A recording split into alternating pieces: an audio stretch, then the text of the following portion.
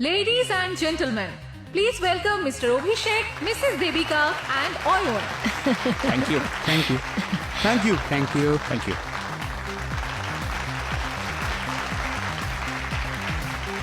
Thank you so much. এই গাড়িটা তৈরি করার স্বপ্ন তো আমাদের কোম্পানির ছিলই, সঙ্গে নিউ জেনারেশনকে আমরা এমন একটা গাড়ি দিতে চেয়েছিলাম যাতে বসে তারা কুল আর ফ্যান্সি ফিল করে, যেমন ফিল আমেরিকান এবং জার্মান গাড়িতে হয়ে থাকে। এবার আপনাদের বেশি সময় নষ্ট না করে let me introduce to you the most valuable gift to our nation. Ayan, please come. Vicky, can I have the remote, please? Sir. Yeah. There you go. Feature is all yours.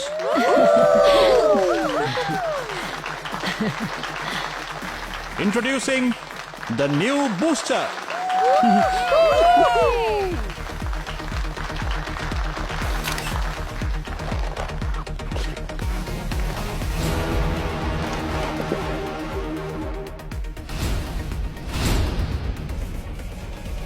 সত্যি দারুণ, খুব সুন্দর।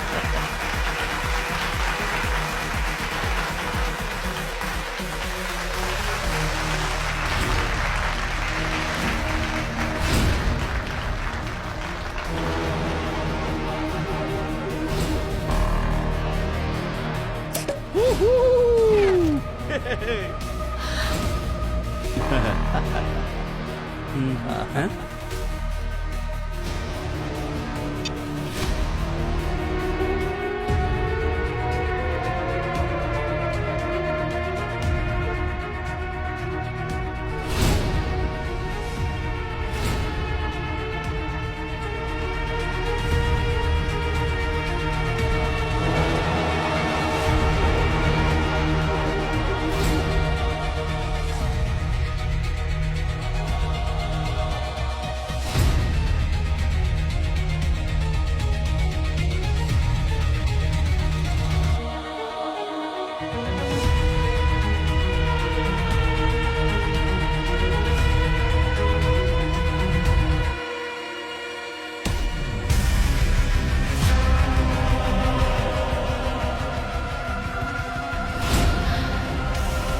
বেদ?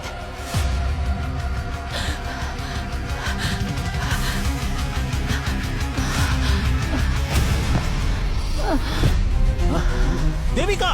No!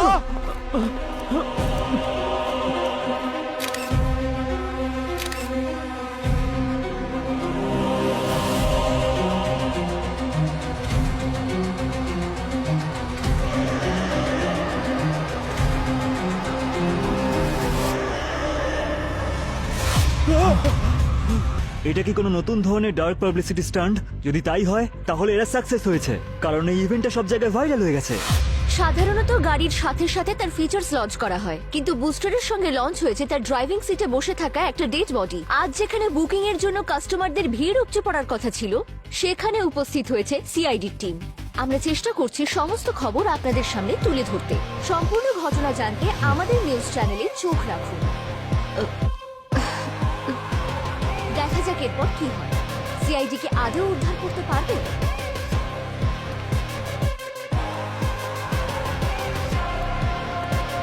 স্যার, দেবিকার জ্ঞান ফিরেছে।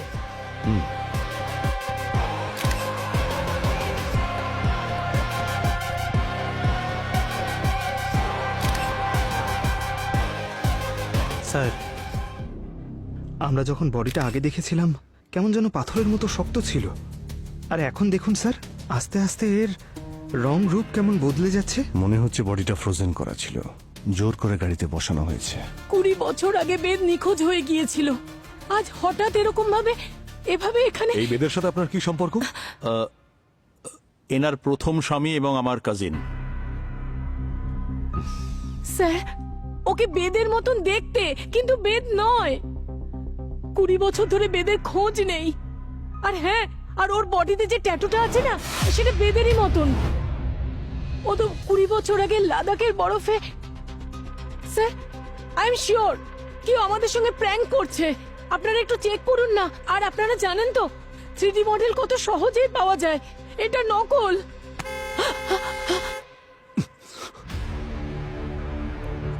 Sir, body কিন্তু খুব তাড়াতাড়ি decompose হচ্ছে। অবনী, আমাদের হাতে ওর শুধু হাড়গুলো আসার আগে বডিকে তাড়াতাড়ি ফরেন্সিক ল্যাবে পাঠানোর ব্যবস্থা করো।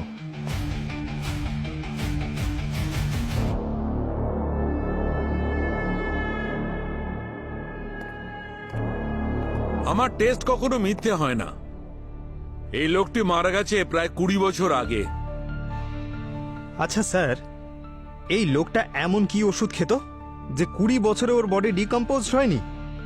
পঙ্কজ, আমি এই লোকটির মাসলস, টিস্যুজ আর ব্লাড সেলস খুব ভালো করে চেক করেছি, আর যে ধরনের মাইক্রো ব্যাকটেরিয়া এর শরীরে পেয়েছি তাতে এটা প্রমাণ করে যে এই লোকটির শরীর এমন জায়গায় রাখা ছিল যার চারিদিকে বরফ আর বরফ, একদম ঠান্ডা। কি? হ্যাঁ, অলমোস্ট -20 ডিগ্রি টেম্পারেচার। আর এত কম টেম্পারেচার শুধুমাত্র হিমালয়ের হাই অল্টিটিউড এলাকাতেই পাওয়া যায়, আর কোথাও নয়। কিন্তু যদি 20 বছর ধরে কোনো মৃত মানুষের বডি পাহাড়ের বরফে চাপা থাকে, তাহলে হঠাৎ করে মুম্বাই কি করে চলে আসলো? আরে এটা আবার কেমন স্পিড পোস্ট যে লাশ ওই পাহাড় থেকে এখানে শহরে গাড়ি সিটে চলে এলো? পঙ্কজ, লাস্টটা স্পিড পোস্টে এসেছে না টাইম ট্রাভেল করে এসেছে সেটা জানা তো তোমাদের কাছ, তাই না? হ্যাঁ, ঠিক। হ্যাঁ, তোমাকে আমি এটুকু বলতে পারি যে এই লাশটা কবে বাইরে এসেছে। স্যার, পুরো কথাটা বলুন না, এভাবে ইনস্টলমেন্টে কেন বলছেন? এই লাশটা 12 থেকে 13 ঘন্টা আগে বাইরে এসেছে। কি? হ্যাঁ, শুধু 12 থেকে 13 ঘন্টা আগে? একদম।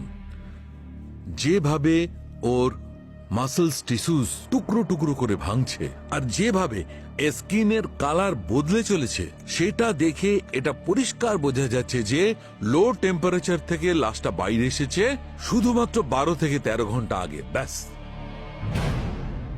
স্যার, বেদ প্যারাগ্লাইডিং করতে খুব ভালোবাসতো, সেই জন্যই ও লাদাখে যেত। সেখানে একটা কোম্পানি ছিল যারা প্যারাগ্লাইডিং করাতো। ব্যাস, ওখানে প্যারাগ্লাইডিং করার সময় যখন ল্যান্ড করছিল তখন এভার লঞ্চ হয়ে গিয়েছিল আর বেদ বরফে আটকে যায়। তারপর বেদকে আর কখনো খুঁজেই পাইনি। ওই কোন কোম্পানি ছিল যারা এই প্যারাগ্লাইডিং করাচ্ছিল? দেখুন, 20 বছর আগের কথা, নাম তো মনে নেই। আর তাছাড়া বেদ সমস্ত নিজের বুকিং নিজেই করত। বুকিং এর ডেটটা নিশ্চয় মনে আছে আপনার? হ্যাঁ স্যার, সেটা আমি কি করে ভুলতে পারি। 3 সেপ্টেম্বর 2004। ভূমি, ফাইন্ড ইট। কি 2004-এ? ম্যাডাম, এত পুরনো ঘটনা কে মনে রাখে? কিন্তু হ্যাঁ, মিথ্যে বলবো না, আসলে মাঝে মাঝে বরফের তুষার ঝড়ে এরকম ঘটনা ঘটেই থাকে। আর তাছাড়া প্যারাগ্লাইডিং খুবই রিস্কি হয়। আর সত্যি কথা বলতে কি, এই অ্যাডভেঞ্চারের জন্যই তো এত লোকজন আসে। কিন্তু আমরা নিজেদের সেফটিতে কোনো খামতি রাখি না, সেফটির ব্যাপারে কিন্তু সম্পূর্ণ খেয়াল রাখি। আরে, আমি আপনাদের কোম্পানির ব্যাপারে কোথায় কিছু বলছি রবি স্যার। আমি আপনাকে বেদের ডিটেলস পাঠিয়েছি, আপনি শুধু সেটা চেক করে বলুন যে 20 বছর আগে সে ওখানে গিয়েছিল কিনা। রেকর্ডস তো নিশ্চয়ই থাকবে আপনার কাছে। আপনি আমাকে খানিকটা সময় দিন, আমি সবকিছু চেক করে আপনাকে কল ব্যাক করছি। একটু আর্জেন্ট আছে। Okay madam. স্যার, এটা গত রাতের ফুটেজ। এখানে শোরুমে গাড়ি রাখা আছে, আর স্যার এই মুহূর্তে গাড়ির মধ্যে কেউ বসে নেই। তারপরে এই গাড়িটাকে কভার করে দেওয়া হয়।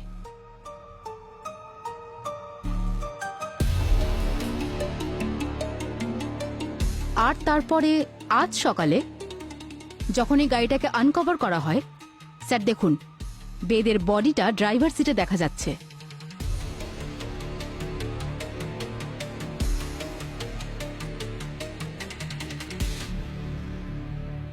স্যার, সবকিছু তো আমাদের চোখের সামনেই চলছে, তাহলে ডেড বডিটা আসলো কি করে?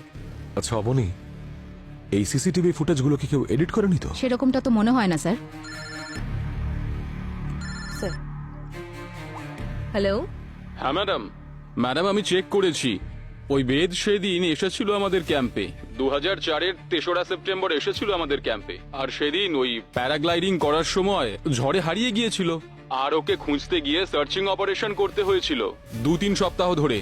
কিন্তু বেচারাকে কোনোভাবে পাওয়াই যায়নি, জানি না কবে পাওয়া যাবে। বেচারাকে পাওয়া গেছে, সেটা আজই। হ্যাঁ, পাওয়া গেছে? কোথায় পেয়েছেন? মুম্বাইতে।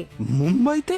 So for now it's confirm যে বেদ 20 বছর আগে লাদাখের একটা অ্যাভালাঞ্চ অ্যাক্সিডেন্টে হারিয়ে গিয়েছিল। তারপর 20 বছর পরে ও এখানে মুম্বাইয়ের একটা শোরুমে কি করে পৌঁছে গেল, তাও একটা লাশ হয়ে? So for now let's assume যে এই লাশটা আমাদেরকে কিছু বলতে চায়, কারণ এই লাশটা নিজের থেকে তো এখানে নিশ্চয়ই আসেনি, কেউ তো অবশ্যই করেছে। We need to find this answers. Sir, forensic confirm করেছে যে এই বডি এক্সট্রিম কোল্ড টেম্পারেচার থেকে প্রায় 12-13 ঘন্টা আগে বার করা হয়েছে।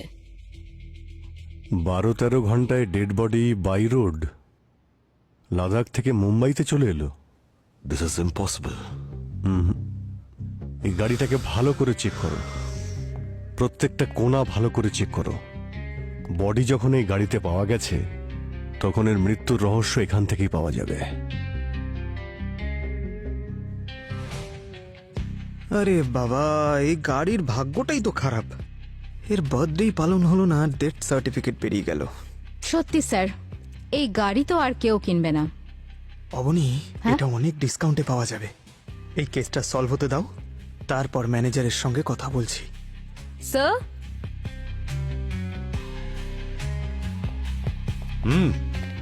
স্যার এখান থেকে খুব বাজে স্মেল বেরোচ্ছে। হ্যাঁ স্যার, কোনো কেমিক্যাল স্মেল মনে হয়। গাড়িটা তো একদম ব্র্যান্ড নিউ, তাহলে কোনো কেমিক্যালের স্মেল তো আসা উচিত নয়। হতে পারে বডিটাকে ডিকির মধ্যে লুকিয়ে রাখা হয়েছিল, আর তারপর এখান থেকে বের করার পরে বডিটা যাতে না পচতে পারে তাই কেমিক্যাল লাগিয়ে এখানে রেখে দিয়েছিল। আর যে ডেড বডিটা এখানে নিয়ে এসেছে হয়তো এখানেই লুকিয়েছিল। আরে একেবারেই হতে পারে স্যার। এই দেখুন না, অন্তত 2টো মানুষ এখানে শুতে পারবে। পঙ্কজ, সব ঠিক আছে তো? ঠিকই আছে স্যার।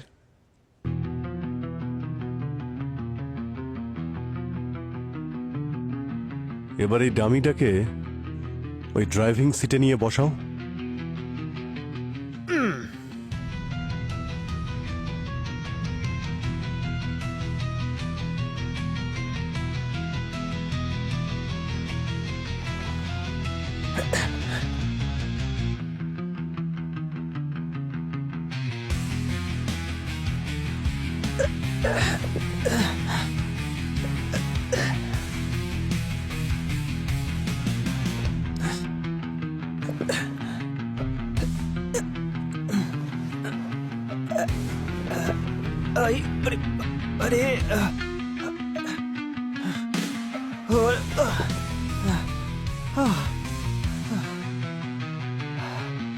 আমার অবস্থা খারাপ হয়ে গেছে স্যার।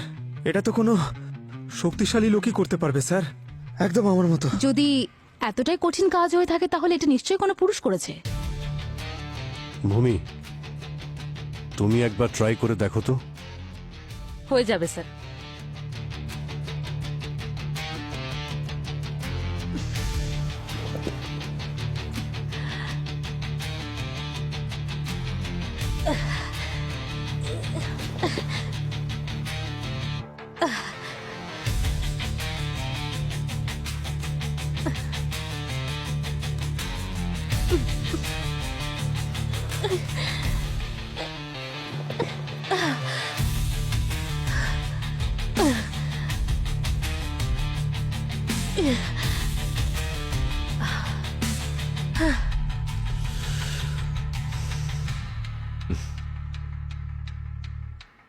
কাজটা কিন্তু এতটাও মুশকিল ছিল না পঙ্কজ।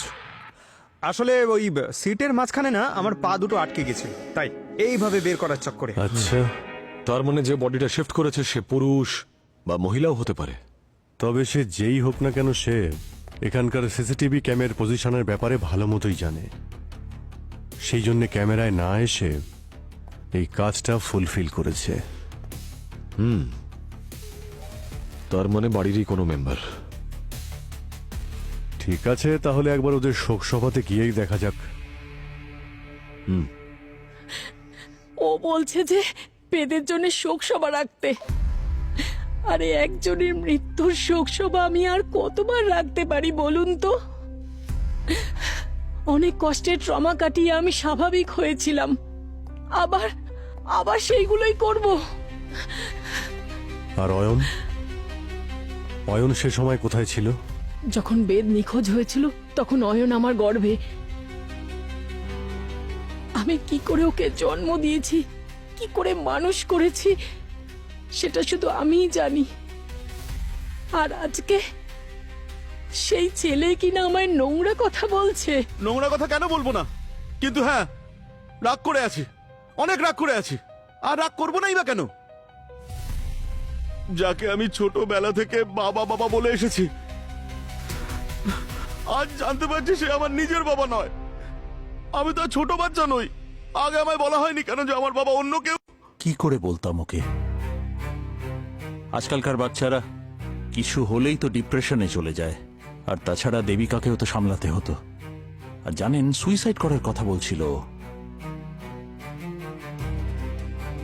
আর তাছাড়া বেদকে তো আমি অনেক আগেই হারিয়েছি।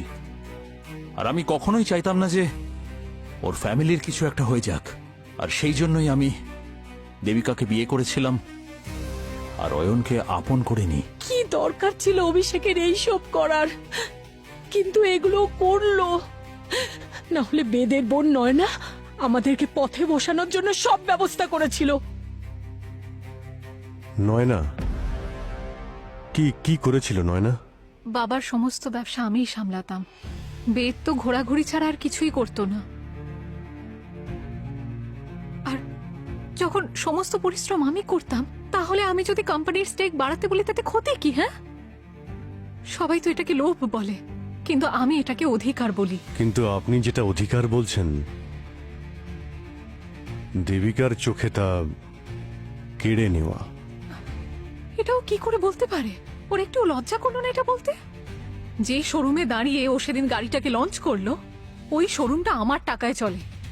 ওই অটোমোবাইল কোম্পানিটা আমার। আমি প্রত্যেক মাসে ওদের টাকা পাঠাই ওদের নিজেদের ভরণ পোষণের জন্য।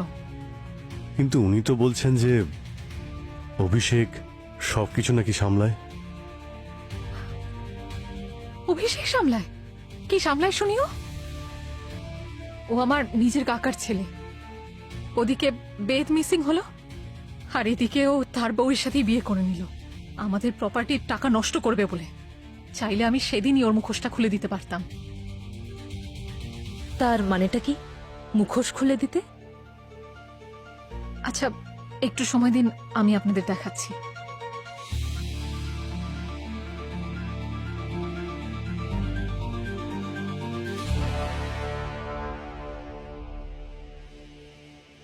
এই দেখুন স্যার, দেবিকার সাথে বিয়ে হওয়ার আগে অভিষেক শ্বেতা নামের কোনো এক মেয়ের সাথে কোর্ট ম্যারেজ করেছিল।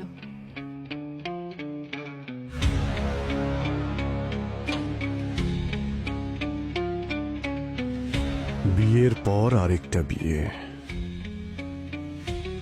খোঁজ নিয়ে দেখো এই শ্বেতা দেবী কে আর কোথায়।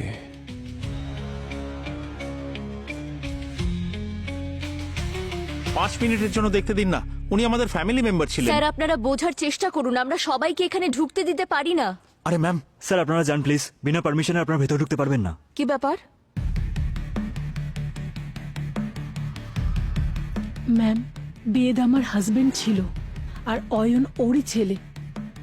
আমরা আজ অব্দি অয়নকে জানাইনি যে ও বেদের ছেলে। প্লিজ শেষবারের মতন ওকে একটু বাবার মুখটা দেখতে দিন না প্লিজ। এটা একটা ফরেন্সিক ল্যাব, অনেক কন্টামিনেশনের কাজ হয় এখানে। আর বডির কন্ট্যাক্টে আসার আগে বিভিন্ন রকমের প্রিপারেশন নিতে হয়।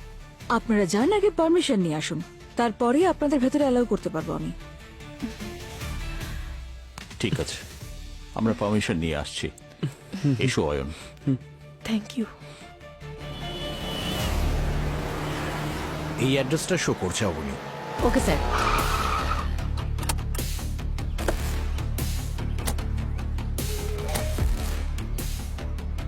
সিকিউরিটি।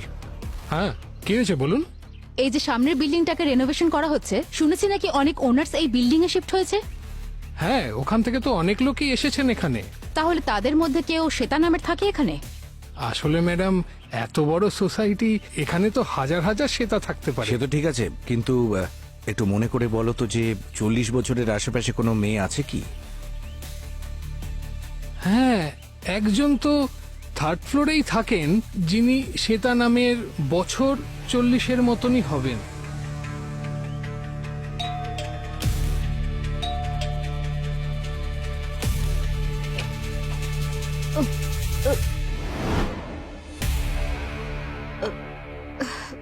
আপনি শ্বেতা?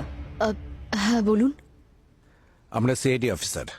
আচ্ছা একটা কথা বলুন যে গতকালের কার লঞ্চে আপনি দেবিকার শোরুমে ছিলেন তো? এক মিনিট, হ্যাঁ।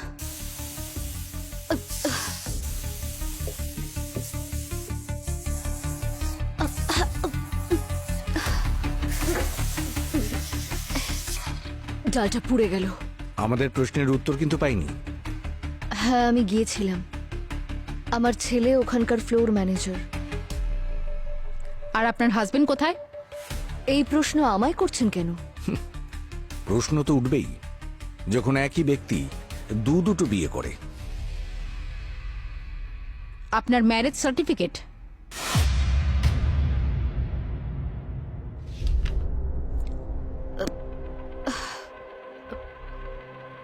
হ্যাঁ, অভিষেক আমার সঙ্গে কোর্ট ম্যারেজ করেছিল, আর ভিকি আমাদের দুজনেরই ছেলে।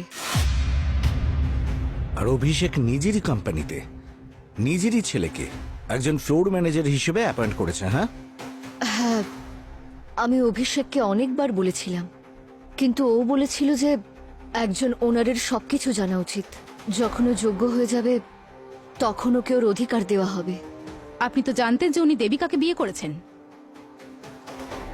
বাধ্য হয়ে করেছিল, নইলে কাকাতুতো ভাইয়ের বউ আর সন্তানের জীবন নষ্ট হয়ে যেত। ওরা ভালো মানুষ, পরিবারের জন্য ভালোবাসাকে জলাঞ্জলি দিয়েছে। দেবিকা কি জানেন আপনি অভিষেকের স্ত্রী?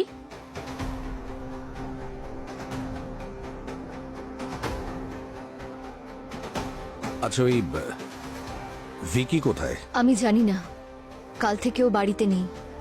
কোথাও যাওয়ার আগে আমাকে বলে যায় নাকি? এনিওয়ে আপাতত আমরা যাচ্ছি।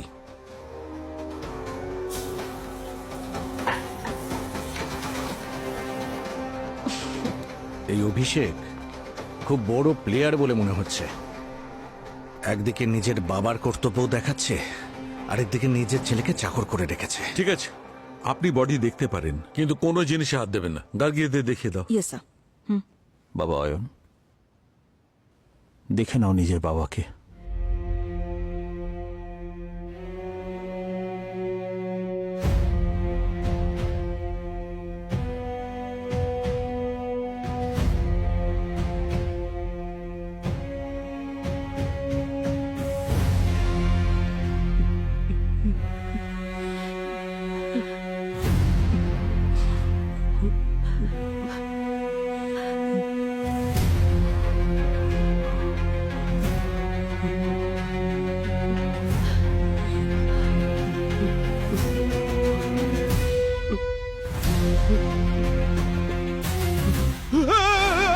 অয়ন, নিজেকে সামলাও, সামলাও নিজেকে।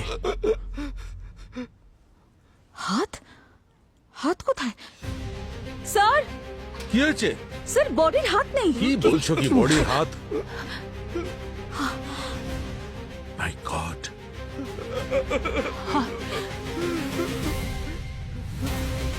দুটো হাতই কাটা। আরে গার্গি, এনার দুটো হাত কে কাটলো? ফরেন্সিক ল্যাব থেকে কে হাত চুরি করে নিয়ে গেল? একটু রিয়েলাইজ করতে পারছেন বিষয়টা? যেটা শুনতে কেমন লাগছে? যে সিআইডির ফরেন্সিক ল্যাব থেকে কেউ ডেড বডির হাত কেটে নিয়ে চলে গেল। যদি এই খবরটা কোনোভাবে লিক হয়ে যায় তাহলে সিআইডির রেপুটেশন একেবারে মাটিতে মিশে যাবে। I am sorry sir. You sorry? Yes sir, I am really very sorry. আমি জানি আমার অনেক বড় ভুল হয়ে গেছে, কিন্তু স্যার যদি আমার এই ভুলটা ধরে একটা অপরচুনিটি খুঁজে বার করতে পারি তাহলে। তার মানে এটা হচ্ছে যদি আমরা খুঁজে বার করতে পারি যে এই কাটা হাত দুটো কার কাজে লাগবে, তাহলে স্যার হয়তো আমরা এই কেসটা খুব অল্প সময়ের মধ্যে সলভ করতে পারবো। I think he is right. চুরি যখন হয়ে গেছে তখন এই সুযোগ আমাদের নিতে হবে। Yes sir. Super, mind blowing. না না, গুড গোয়িং, ভেরি গুড। কালকে স্টাফ ছাড়া ফরেন্সিক ল্যাবে আর কারা কারা এসেছিল? কেউ আসেনি স্যার। আমি তো রেজিস্টার আর আইডি কার্ড না দিলে কাউকে এখানে এন্ট্রি করতে দিই না। বড় বড় কথা বলো না, কেউ তো এখানে এসেছিল।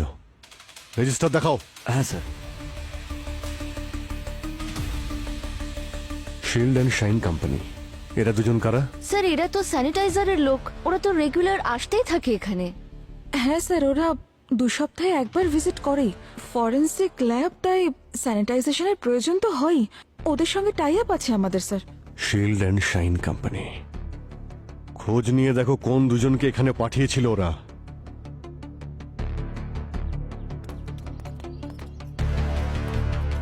স্যার আমি সিস্টেমে চেক করার পরেই বলছি, কাল আমাদের স্টাফেদের যাওয়ার কথা ছিল কিন্তু যায়নি। শিডিউল ছিল কাল ভিজিটের, কিন্তু ওরা অন্য কোনো সাইটে আটকে গেছিল। কিন্তু এটা কনফার্ম, আমাদের স্টাফ যায়নি, এটা একদম নিশ্চিত। ঠিক আছে। এই শিডিউল তো এখানে যাতায়াত করা সবাই দেখতে পেয়েছে। আর এখানে সারাদিন কে কে এসেছিল? স্যার যারা এসেছিলেন সবার ডিটেলস ওখানেই আছে। এই অভিষেক, দেবিকা, অয়ন, আজকে এরা এখানে কি করছে? স্যার ডেড বডি দেখতে এসেছিলেন। অয়ন শেষবার তার বাবাকে দেখতে চেয়েছিল। স্যার ওরা তো কালকেও এসেছিল, আর পারমিশন ছাড়া আমি ওদের যেতে দিইনি স্যার। ওরা এখানে কালকেও এসেছিল? হ্যাঁ স্যার। আর এখানেই দাঁড়িয়েছিল যেখানে আজ আমরা দাঁড়িয়ে আছি? Yes sir. তাহলে তো এই শিডিউলে ওদেরও চোখ পড়েছিল। ওই যারা স্যানিটাইজেশন করতে এসেছিল তাদের মুখ তুমি দেখেছিলে? স্যার ওরা তো মাস্ক আর পুরো বডি কভার করে রেখেছিল, আমরা শুধু ডেটা এন্ট্রি করে ওদের ঢুকতে দিয়েছিলাম। যতক্ষণ না ওই হাতটা পাচ্ছি ততক্ষণ এই কেসটা আমাদের গ্রিপে আসবে না। ওই হাতটা আমার চাই, Abhijit.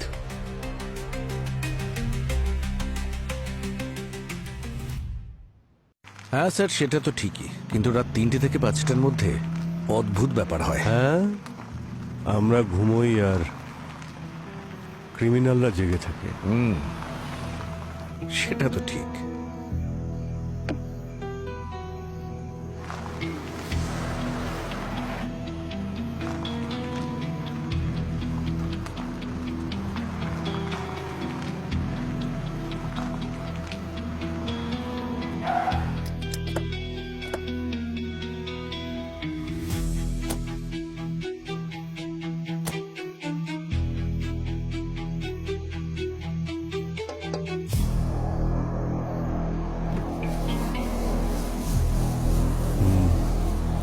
Hello, need any help? হ্যাঁ, সিআইডি। আপনি রাজেন নরক। রাজেন বাবু, আপনি এরকম একটা নির্জন এলাকাতে এত রাতে এখানে কি করছেন? নিজের গাড়িতে বসে আছি। না, আই জোকিং, সরি। আপনারা সিআইডি অফিসে আপনাদেরকে বলতেই পারি। আসলে ব্যাপারটা হলো স্যার, ওই রেড সানের ব্যাপারটা নিয়ে না আমার ঘুম আসছিল না, তাই গাড়ি নিয়ে একটু আর কি। রেড সান? আপনারা রেড সানের ব্যাপারে শুনেননি? আফ্রিকার সব থেকে দামি হিরে যেটা এখানে আমাদের এই মিউজিয়ামে রয়েছে। আপনাদের যাওয়া উচিত ওখানে, নিজের পরিবারকে নিয়ে একসাথে। দারুণ স্যার। হ্যাঁ, আমরা যাব, সেটা পরে দেখছি। এখন আপনি একটু ডিকিটা খুলুন তো। Dickey sir? কিছু নেই স্যার ডিকিতে। দেখে নি না?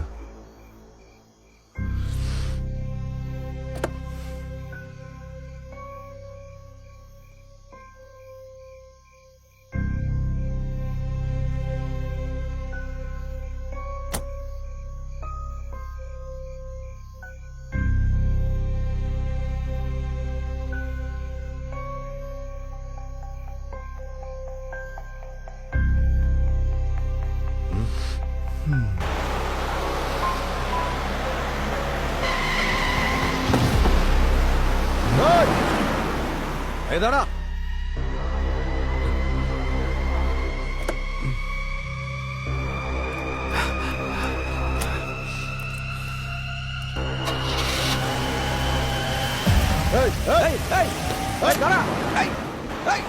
দাঁড়া বলছি, দাঁড়া।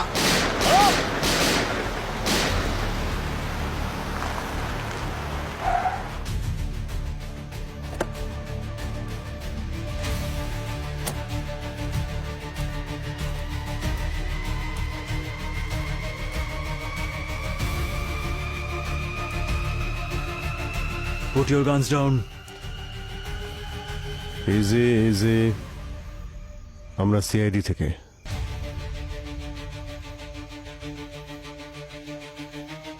আপনারাই গুলি চালিয়েছিলেন? আগে হ্যাঁ, গুলি আমরাই চালিয়েছি। আমরা প্যাট্রোলিং এ ছিলাম আর এখানে একজন দাঁড়িয়ে ছিল। আমাদের সন্দেহ হয় আর ডিকিটা খুলে দেখাতে বলি, কিন্তু সুযোগ পেয়েই পালিয়ে যায়। কিরকম দেখতে ছিল? ভালো হাইট ছিল, লম্বা চওড়া আর ওয়েল বিল্ড। ওর নাম বলল রাজেন। রাজেন? কবে থেকে ওকে আমি খুঁজছি। He is the most wanted Jewel ছিল। ও আর ওর পার্টনার রেহান রয় রেড সান চুরি করার প্ল্যান করছে। হ্যাঁ, ও আফ্রিকান রেড সানের কথা বলছিল। 25 এপ্রিলও একটা চুরি করেছিল। এবার রেড সান অব্দি পৌঁছানোর আগে ওকে ধরতে হবে। কোন ডিরেকশনে ওই গেছে? যে ওইদিকে গেছে, সোজা গেছে। Okay, thank you officers. All the best.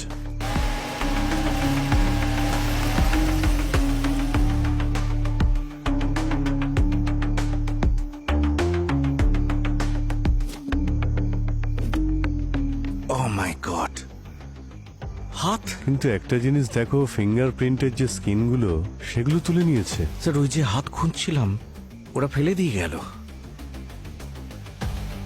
মানে কেউ তো আছে যে আমাদের সাহায্য করছে ক্রিমিনালকে ধরতে। এ দেখো, এই দুটো কাটা হাতের এই 10টা আঙুল দেখো। যেখান যেখান থেকে ফিঙ্গারপ্রিন্ট পাওয়া যেত সেগুলোই নষ্ট করে দিয়েছে।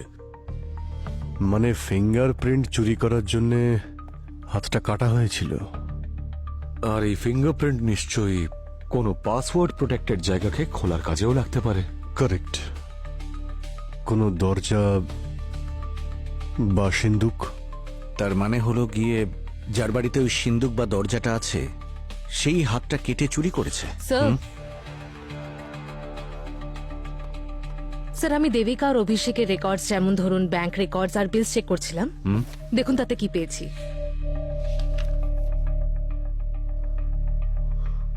হোয়াট? 1.5 লাখের ইলেকট্রিসিটি বিল? আমি হিস্ট্রি চেক করেছি। গত কয়েক বছর ধরে এদের ইলেকট্রিসিটি বিলস এই অ্যামাউন্টের কাছাকাছি থাকতো। কয়েক মাসে লাখের থেকেও বেশি বিল। এই দেবিকা, অভিষেক এরা কি বাড়িতে কোনো ফ্যাক্টরি চালাচ্ছে নাকি? প্রত্যেক মাসে লাখ লাখ টাকার বিল, তো আবার ইলেকট্রিসিটির। ব্যাপারটা কি? এত এসি কেন চালাচ্ছে এরা? মানে ঘরের ভেতরে সিমলা বানাবে নাকি? এক মিনিট, কি বললে তুমি? স্যার, আমি তো বললাম যে ঘরের ভিতরে সিমলা বানাবে নাকি। সিমলা? লাদাখও তো বানাতে পারে। পঙ্কজ, তুমি এক্ষুনি লাদাখের উদ্দেশ্যে রওনা হও, এক্ষুনি। যে ক্যাম্পিং কোম্পানির থ্রুতে বেদ প্যারাগ্লাইডিং করেছিল তার সব ডিটেলস বের করো। সব প্রুফ চাই আমার। Okay sir. যাও। অভিজিৎ, কাল রেড করার একটা প্রিপারেশন নাও। শিওর। এবার এই কাটা হাতই ওই খুনি অবধি আমাদের পৌঁছে দেবে।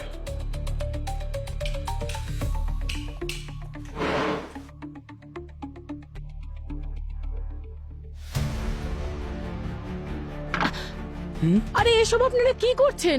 কেন করছেন এগুলো? দেখো না, সবাই মিলে আমাদের ঘরগুলো কেমন তছনছ করছে। কি হচ্ছে এইসব? আপনারা কি করতে চাইছেন এখানে? চোখে দেখতে পাচ্ছেন না আপনারা? দেখছেন না তল্লাশি করা চলছে? তল্লাশি? কিসের জন্য তল্লাশি? মিস্টার অভিষেক, এমন কোন ফ্যাক্টরি করেছেন এই বাড়িতে যার জন্য আপনাদের ইলেকট্রিক বিল আকাশ ছুঁয়ে যাচ্ছে?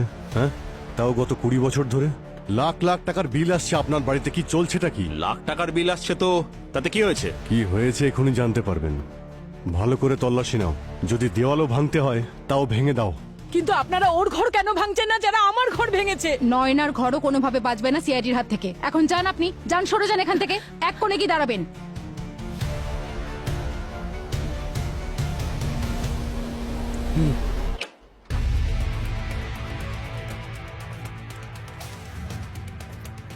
আমাদের কাছে সার্চ ওয়ারেন্ট আছে, ভালো করে পড়ুন। পরে আবার বলবেন না যে সিআইডি আমার বাড়ি ওলট পালট করে ছেড়েছে। ঘরের প্রত্যেকটা কোণা দেখো ভালো করে, কোনো জায়গা ছাড়বে না। কিন্তু আপনারা এখানে কি খুঁজতে এসেছেন? সেটাও জেনে যাবেন, ধৈর্য ধরুন।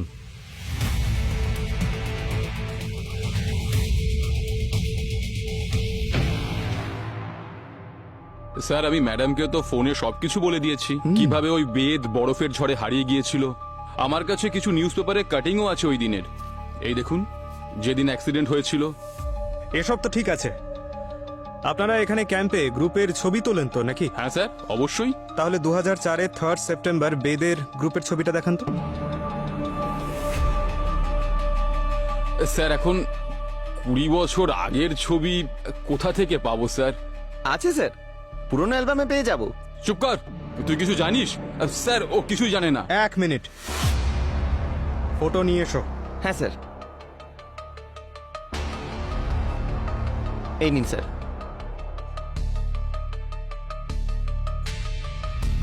এর মধ্যে বেদ কে বলো? এই যে বোকা বানাচ্ছ? বেদকে কেমন দেখতে আমি ভালো করেই জানি। যা জিজ্ঞেস করছি সত্যি সত্যি বলো, না হলে এক্ষুনি তোমাকে। না না না স্যার, আমি সবকিছু বলছি।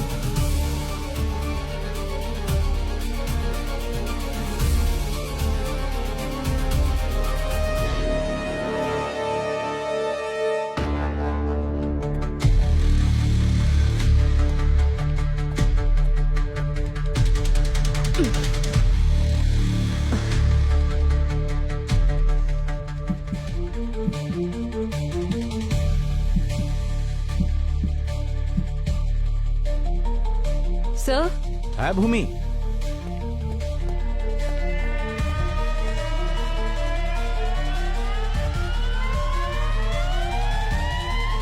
ডেফিনেটলি এখানে কিছু আছে।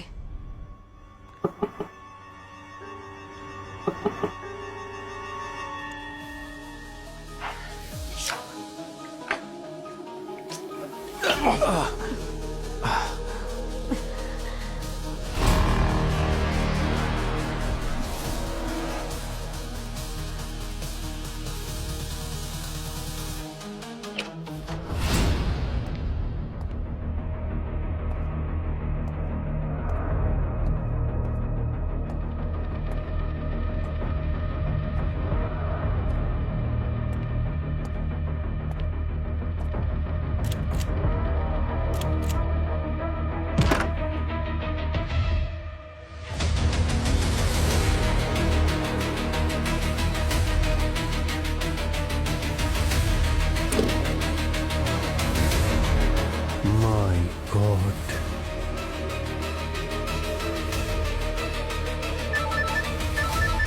হ্যাঁ পঙ্কজ। স্যার, এখানে বেদের সব এন্ট্রি ফেক। ও এখানে কোনোদিন প্যারাগ্লাইডিং করতে আসেইনি। যাবেও বা কি করে? 20 বছর ধরে তো ও এখানেই ফ্রিজারে পড়ে আছে, দেবিকার বেসমেন্টে।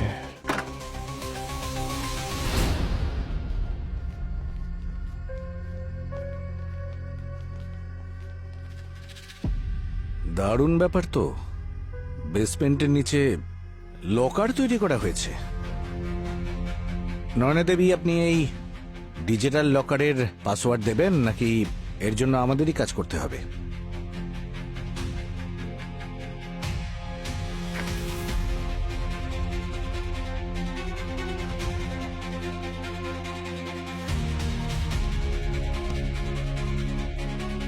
স্যার এটা মনে হয় ওই কাটা হাতেরই হ্যান্ডপ্রিন্ট।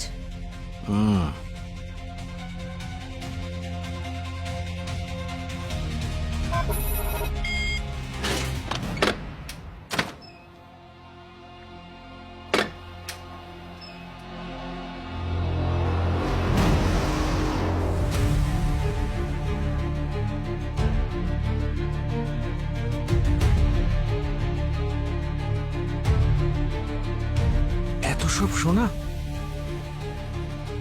এত সোনা এর কাছে কোথা থেকে এলো স্যার?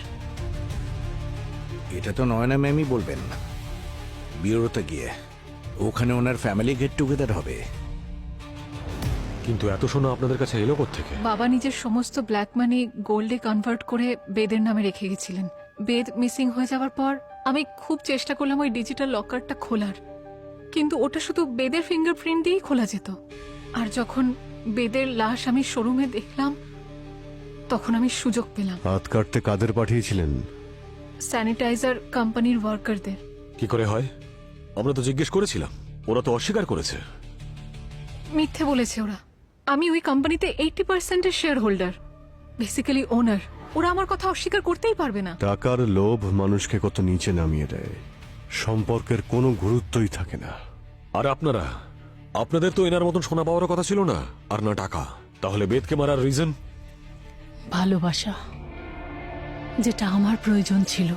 বেদের সঙ্গে আমার বিয়ে হয়েছিল ঠিকই, কিন্তু ভালোবাসা পাইনি। বিয়ের 1 বছর পর আমার সঙ্গে অভিষেকের দেখা হয়। আমার মনে হয়েছিল যে হয়তো আমি এটাই চাইছিলাম।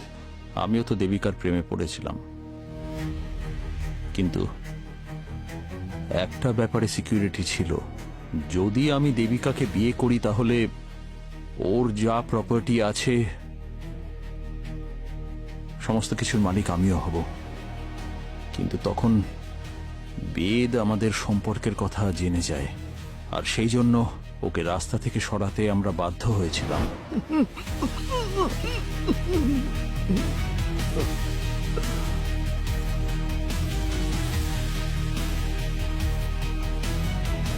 কিন্তু কিন্তু ওকে মারার পর আমরা জানতে পারলাম যে একটা পৈতৃক সিন্ধুক আছে, আর সেটা পাওয়ার জন্য আমাদের বেদের লাশ ভালো করে সামলে রাখতে হবে, কারণ ওর লাশই এই সিন্ধুকের চাবি। অনেক বছর অপেক্ষা করেছেন আপনারা, 20 বছর।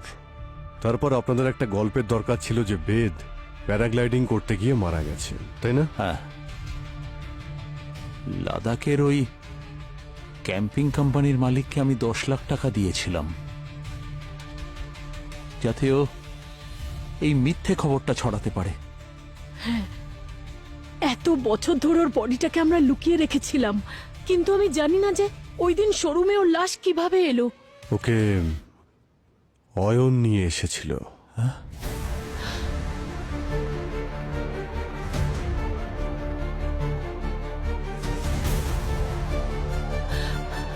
হ্যাঁ, আমি নিয়ে এসেছিলাম বাবার লাশটা ওখান থেকে। একদিন আমার রুমের ভেতরে একটা লুকোনো বেসমেন্ট খুঁজে পাই। যেই নিচে গেলাম, দেখলাম ফ্রিজারে একটা লাশ পড়ে রয়েছে, যাকে ঠিক আমার মতো দেখতে। তাই আমি এদের দুজনকে এক্সপোজ করার জন্য ভিকির হেল্প নিয়ে বাবার লাশটা গাড়ির মধ্যে ঢুকিয়ে রেখে আসি।